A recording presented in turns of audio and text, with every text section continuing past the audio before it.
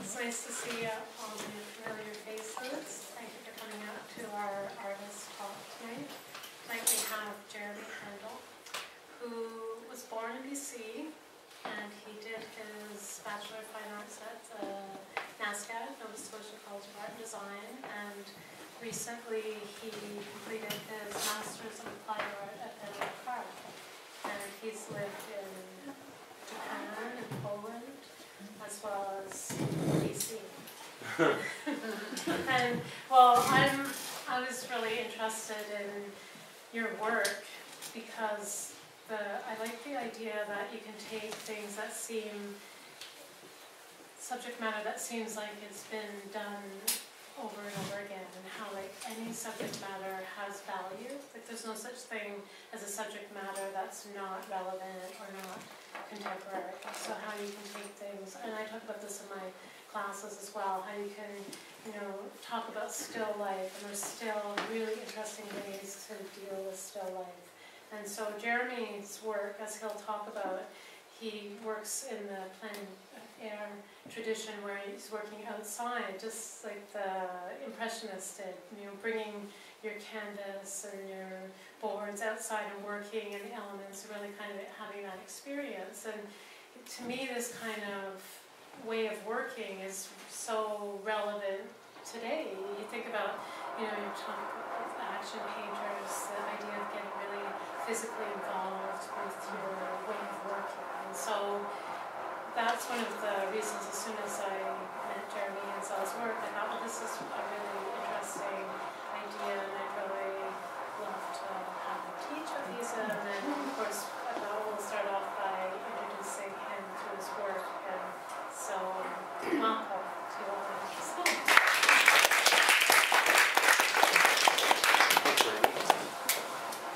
Thanks everybody for coming. This is a real honor. Jeremy, are we allowed to ask you questions while you're showing slides? Please feel free to ask me questions anytime you like. Okay, turn your cell phones off, everyone. Yeah, I don't know how to turn mine off. I just turned it down. Anyways, yeah. Well, I'll start with this one because I had time, but Wendy told me to scroll ahead and back and stuff. So we'll start from the beginning. So it's true that I am working in this tradition of plein air painting. And it's something that I arrived at recently, once again, a couple of years ago. I started painting this way about 20 years ago when I was a teenager in the Kootenays. And something fell, no big deal. Can I ask where you grew up in the Kootenays? Nelson. Well, I didn't grow up in Nelson. Like, that's one of the things that brought me to painting landscapes and painting plein air. Is, as Wendy said, I lived in various places, but I've actually lived in many, many places. We can just let it play ahead now, sure. Thank you. Yeah, I've lived across Canada, I've lived in various places in the States, and lived in various places in Europe. But even within small cities and stuff like that, I would move several times. So I was always feeling this sort of always moving, always feeling this kind of limbo. Kind of felt a bit like a vagabond. And so for me, a good way for me to identify with where I was to get into drawing and painting where I was. And so these paintings are from 1990 through 1994, and they were plein air paintings. That's how I started painting when I was a teenager in the Kootenays in Nelson, and I really love that practice because I've always had a strong attachment to the natural world itself. About how big is that painting, Jeremy, in the apartment building? This one here? Yeah. These are panels. These are about 12 inches by 16 inches or something like that. They're fairly small. Excuse me. An easily portable size for this outdoor kind of painting. So when you say panels, it started with that yellow color underneath. Is it a wood panel? Yeah, it's a birch. I would use birch panels, and then I would put 2 coats of shellac on either side and the edges. And then I built this little box that I could slide them in, and it had a strap so I could carry the panels. I would carry several panels so that I could do several paintings. And they're really little plein air sketches that I would do, and I did hundreds of them. And what had originally started as me painting outdoors in nature in idyllic spaces like forests and mountains and lakes and stuff like that, when I moved to the city, in this case Halifax, I found that I was surrounded by an urban space, but it seemed to me to be nature as well. I think of the urban space as a type of ecosystem, as a kind of nature that we made for ourselves. Because if the urban space is nature, because we are, as humans, are animals after all. So I had this, for me it came to this realization of, well, what isn't nature? And I really can't really figure what isn't nature. So that's why I applied the same kind of, from the forest and these, I mean, there's plenty of earlier ones of mountains and stuff like that, but I didn't include them because, believe it or not, I had to scan these from slides because I have a whole bunch of slides. So anyways, all this moving around left me in this kind of, okay, so I'll start here. I thought tonight it would be useful for me to explain how I came to working in the tradition of plein air painting. Because throughout my life I moved countless times, really. Like, I remember when I was in high school, I could count back about 35 times that we had moved, and I'd gone to about 20 some odd schools. So it was a really uplifted existence. And anybody who's moved a lot is probably familiar with the sort of alienation that comes from relocating. And there's a certain kind of security and self that comes with familiar surroundings and faces, and to have watched and witnessed the changing landscapes and from season to season and whatnot. Our networks are secure, friends that we've known, places we go, offers a stable context to be. So where we are, I feel, is who we are. We are defined by where we are. So when we relocate, we find that we must adapt, establish new relationships with people and places, and become familiar. In a way, we must find our place in this new surrounding. We find out once again who we are, who others think we are, but first we must figure out where we are. In this process of adapting, of course, we change. Where we are has a profound impact on where we are. This one here, as I moved about the city and I started painting these paintings of the city, these ones are quite a bit larger actually. These are like 4 feet by 2.5 feet or something like that. Plein air paintings, but very quick and immediate. We're done on the spot. And then I started moving in towards the studio, because when I was doing these paintings I was going to NASCAD, which is, as some of you may know, is a very conceptual school. And they thought of what I was doing as this sort of sentimental throwback to the 19th century. Way to go, Van Gogh, all kinds of... There was actually some hostility, and I was very stubborn about it, though. I didn't really have any articulate convictions about why I had to do this. I just felt it, that it was important. Anyways, I ended up moving into the studio and started getting more thinky and ideas, and started having more ideas about landscape. Once again, in the urban landscape, I was walking around looking at the ground, and I saw this sidewalk. So I made this painting, which isn't paint, it's clay dust and spit and a few packs of chewing gum that I squished into the canvas, and hung that amongst many other sort of vignettes of the city. And this is in 1996 that I did this painting, amongst a whole bunch of other squares like this one, a still life of the city. And I started thinking of the natural, what was natural in the city. I started thinking of the city as a nature space, a space of nature. And then, of course, I started feeling the oppression of the city.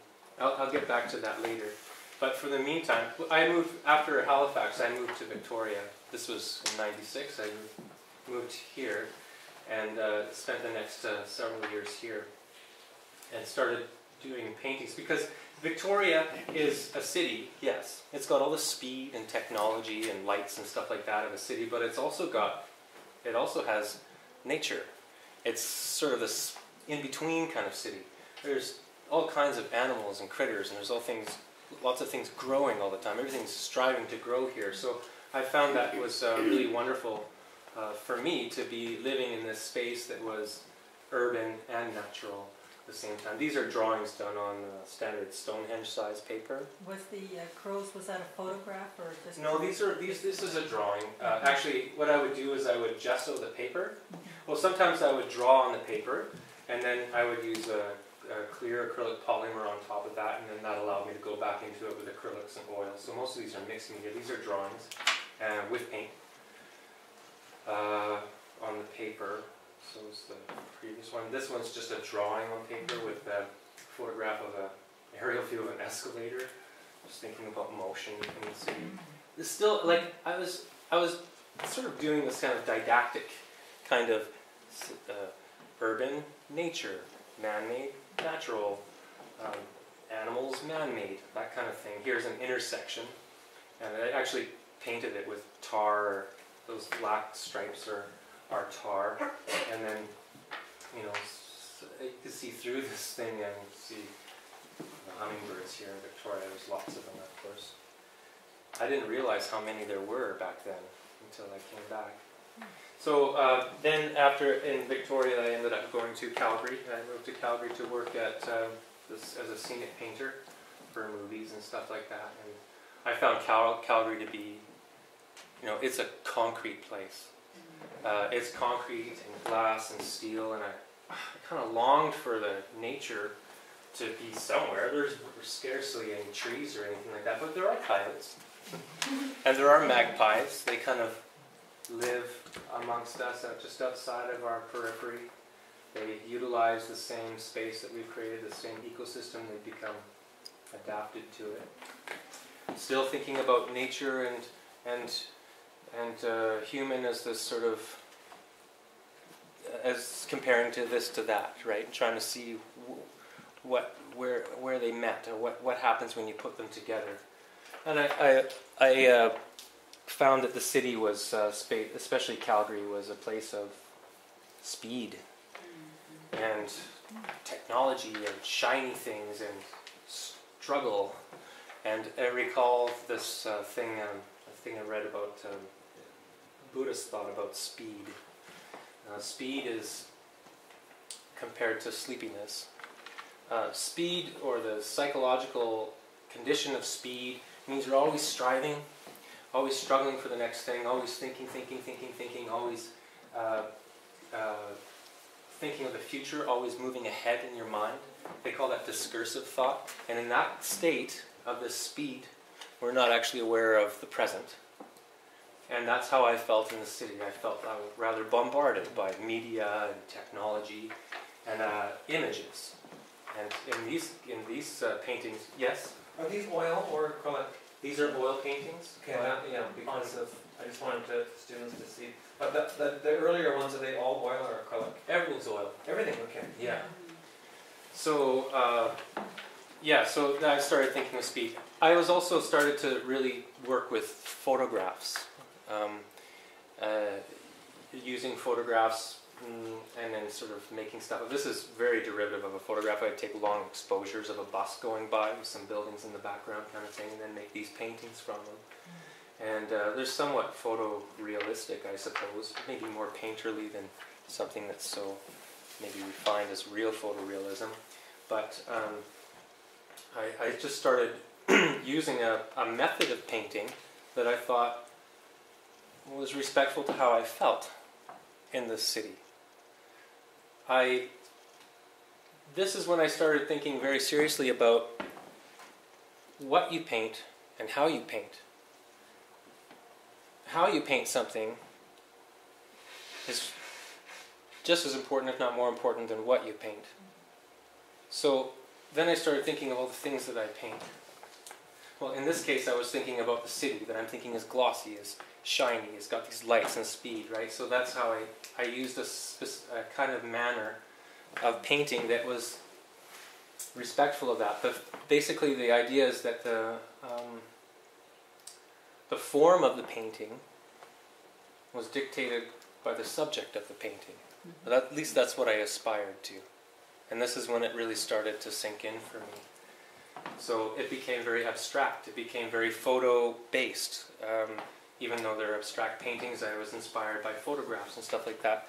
And the paintings actually took on a very different kind of look compared to what you might recall from the plein air paintings from years and years ago. These paintings here are from like 2002 to 2004, and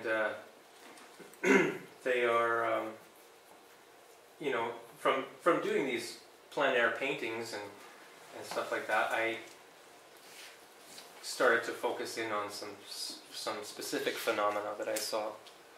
These lights that I thought it was like heads, it was people overlapping, luminous heads overlapping amongst all these buildings and structures.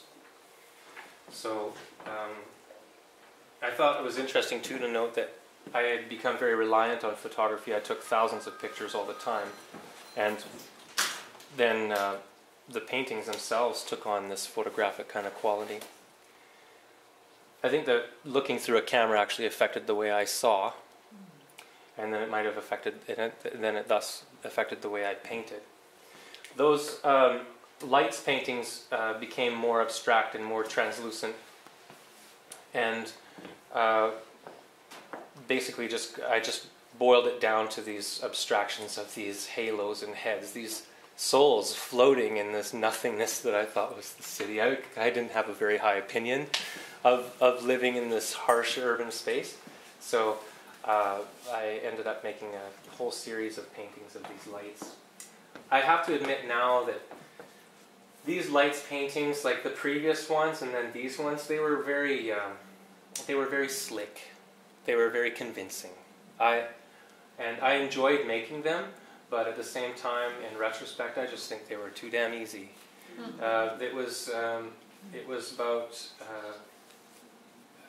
I thought they looked cool, and people were really impressed by, how did you do that? How did you make that? In this case, actually, I should tell you that I used an industrial urethane, and I mixed the oil paint directly with the urethane and painted over a white ground. And you can make basically a glaze, right? By just adding the oil paint to the urethane, make a really heavy-bodied glaze, and it dries in a couple of hours, and you can go back in, so you can do this very fast kind of layer upon layer of translucence. And I really enjoyed that, but at the same time, I think I was eating low-hanging fruit. At the start of this series, it was pretty, like, it was really exploratory. It was like, wow, look at what happens here if I do this and this happens, and it was more of a struggle. And these ones were just like big doodles, and they sold them. They sold them like hotcakes all over the place, and it was like, oh wow. But of course,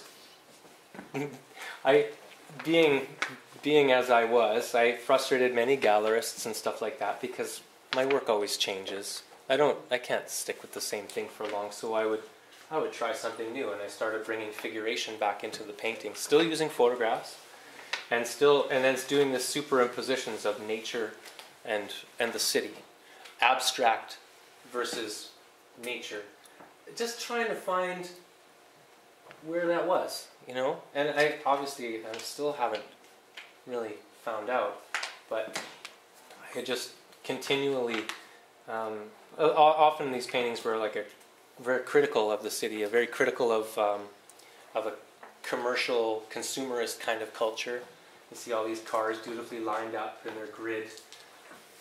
I thought of these squiggles. I thought of those as kind of like thoughts and stuff like that people are thinking in their cars. Is this collage, are you using photography in the paintings, or the painting? No, before this is all just oil paint. So the one before this with the cars, That's all just oil painting. And so, you know, I would do this. In this case, I did a black and white painting, and then I started superimposing. So the person in the landscape, the human as the landscape. The landscape is human. I started thinking of nature and human as one thing. And I started reading some really fascinating philosophy about Maurice Merleau-Ponty. He is a phenomenologist, a French phenomenologist from in the 60s. He wrote a really important book of philosophy called The Phenomenology of Perception, and where he describes this thing called the chiasm. And it's actually something that I learned from Brad. he first told me about this chiasm. Chiasm is this idea, or this theory, that perception is not a one-way interaction. Us humans, we tend to think of self and other. And when we perceive something, it's the subject. It's over there. But in a chiasm, perception is thought of as a reciprocal action. That the thing up there is not just it's interacting with you as well. Not that it's perceiving you, but it can be described simply as in the simple analogy of touch. When I touch two fingers together, I'm touching this finger and also I'm touching something and also being touched by it. And the same is true with vision. When we see something, our eyes are literally being touched by what we see. And that implicates us in what we see. And that starts to bring into question all kinds of binaries and dualities that we've learned to think of since the Enlightenment. It really shook everything out from underneath me. I mean, that led to all kinds of things, like reading David Abram, reading Merleau-Ponty, and other phenomenologists, other philosophy. What is it called? Oh, this is a detail. At this point, this is some paintings I did in Banff. And then I come back and I'm like, okay, everything's plein air from now on. Because here I am making paintings of the landscape in the studio. And I really want to empathize. I really want to feel this empathy. I want to have this interaction with what I'm painting, with the thing that I'm painting. And there was only one way for me to do that. I had to recover from this poisoning that I had given myself about, working in the studio. For me, it's not an option at the moment. The studio is like a manifestation of my own head. It's a neurotic space. I can rely on everything. Everything is just exactly where I put it. The temperature's always the same. The light's always the same. The weather's always the same. I'm always the same. Here's my pictures. Here's my stuff. Here's my coffee. Everything's right there where I want it. Outside, I'm subject to all kinds of things. Bugs, weather, fatigue, different terrain, wind, changing light, changing temperature. All these things are constantly in flux. I got to try to paint that. Not just a picture, not just a photograph, but a sustained exposure. Something that can take all day, or maybe several days. Do you always finish them outside then? Yeah. I got to I did this painting and I brought it into the studio, and it was a big canvas. I spent 300 hours on this thing outside. I had to use a 3-way ladder as an easel. And I brought it in and I was like, oh geez, that just doesn't look right, maybe if I just... Oh. I thought, I got to this point, and this is the part that often gets me into hot water. I think that when somebody is outside and they're paying attention, actually it can be anywhere, if you're really, really paying attention to something, if you're really attentive to something, and you're engaged in this perceptual act, and in painting it's like a perception in action. Because like you get into this flow, like a musician starts playing without really knowing it. If they start thinking about what they're doing, they'll flub up. Or you say you're skiing and you're just giving her down a hill and you're doing awesome. And if you start thinking about how great you're doing, you're going to end up in a pile, right? And it's the same with painting outside for me. I'm painting, and after a while, it's like when I'm painting, what I'm looking at, like, here's what I'm looking at, here's the canvas, and I'm painting. At some point, when the attention gets perfect, I'm no longer here. The painting starts happening, it's almost like I'm watching it happen. And it's like I'm watching it happen on the canvas, but it's not happening on the canvas, it's happening on what I'm looking at. I'm inside it. I'm inside the painting. One of wonderful things about attention is that you lose yourself in it. You and what you're attentive to no longer are separate things. So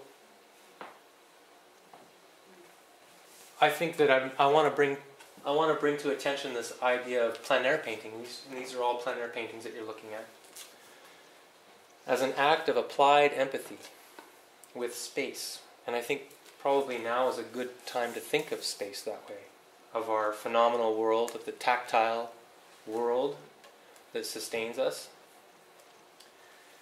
We maybe for several hundred years, 500 years, have been thinking of the landscape or as nature as something that's there for us to exploit or to use. It's endless resources. And we can see clearly what that's led us to. But that hasn't been always the way we thought about landscape or nature. We haven't always felt that way in the Western culture. And Aboriginal culture in North America historically thought of landscape as something, as an extension of the body. As the other creatures in nature, as an extension of humanity. Humans were part of this overall thing. In fact, when you made something, it ended up back into the ground from where it came. I'd like to bring your attention to this. This is sort of epitomizes the whole idea of what I'm talking about. This is just a simple view of my father's backyard. And these paintings are actually being exhibited at the Surrey Art Gallery now as part of a larger exhibition. And all these paintings took about 8 hours. They were done at different times of day, at different times of year, from January till April. So, in some cases you can see where it's daylight. In one painting, you can see it's daylight, and then it starts to shift into dusk or evening. This one is the last one I did. It's spring. You can see that the trees are starting to flesh out. The colors are getting warmer and brighter, that fleshy green colored.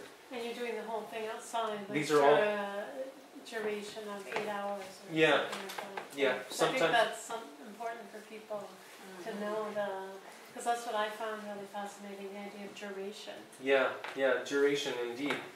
But these ones, it's like 8 hours, so it might be from 10 a.m. till 6 p.m. or, in the case of the next one, it's 12 p.m. till 8 p.m. Actually the next one is... But this one, in here is like... I always thought this was great. This is daytime. This is nighttime. This is dusk. There's some day up here, some day over here. I mean, you can't keep up with everything that's changing in front of you, right? I think that's part of the beauty of it, is that you can't possibly attend to everything. This one was my favorite, I think because I did it on my birthday 2 years ago. But it's, a year ago.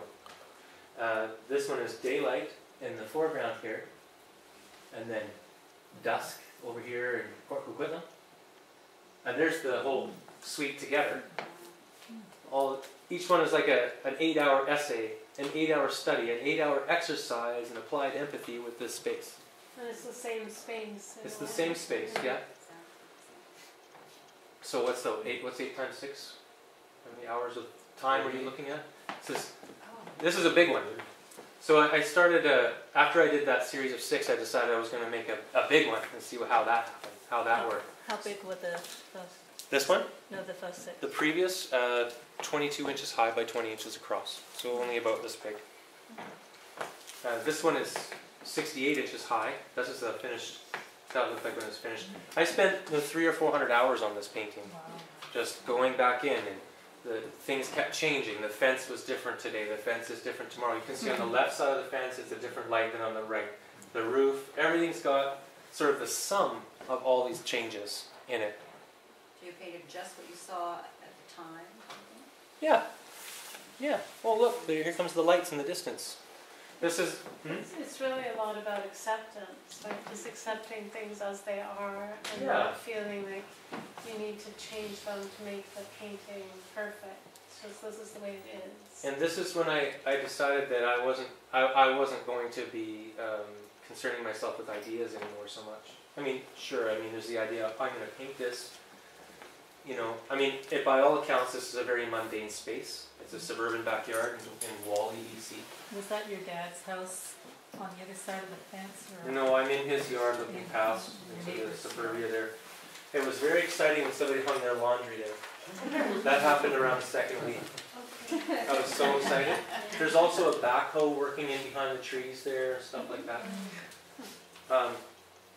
And then at the same time, well, halfway through the first painting, and I started this one outside of the studio at Emily Carr. There's a garage door, so the weather was terrible, so I just opened the garage door, and I had a studio easel, so I worked on this one. It's the same size, so 68 inches high by 66 across. That's the two of them in exhibition at Walter Phillips Gallery. And these are like, this is like, I think of them as like this, they're documents of all this time of looking at something, of all this time of paying attention to something. And I can't think of anything that I've ever paid attention to for so long. And it's a lost art. Imagine we live in an attention deficit era with our cell phones and cars. Remember 10 years ago, the big catchword was, oh, I'm a multitasker. Yeah, I can drink my coffee and use my BlackBerry and listen to music and eat a donut while driving. And schedule my kids' daycare, right? The next couple of paintings are some recent ones. Can I just ask a question about the previous ones? Yeah, sorry? You go back, yeah. Yeah.